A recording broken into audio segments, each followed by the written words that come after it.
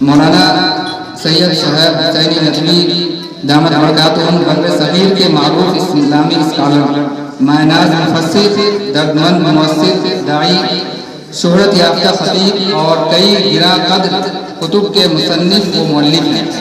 مولانا علوم اسلامیہ اور عربی زبان و ادب کی عالمی شہرت یافتہ دانشگاہ دارالعلوم ندوۃ العلماء لکھنؤ کے شیخ التفسیر یعنی صدر شعبہ علوم قرآنی کے منصب پر فائز ہیں۔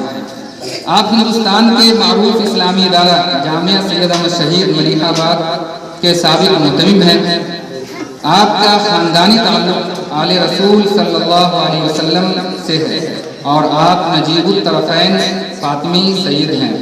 چنانچہ آپ کا دادھالی تعلق منصور پور مظفر نگر بھارت کے سادات باغا یعنی واسطی زیدی حسینی سادات سے، جبکہ نانہالی تعلق تقیہ کلاں رائے بریلی کے حسنی سادات سے ہے۔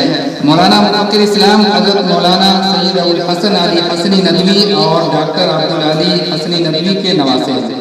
آپ عالم اسلام کے معروف مفکر و محدث خطیب العصر مولانا سید سلمان حسینی ندوی دامت برکاتہم کے چھوٹے بھائی ہیں۔ آپ کے والد شیخ الحدیث مولانا زکریا قیاندلوی رحمۃ اللہ علیہ کے جلیل قدر خلیفہ اور ندوۃ العلماء لکھنؤ کے سابق نائب ناظم مولانا سید طاہر حسینی مظاہر رحمۃ اللہ علیہ تھے۔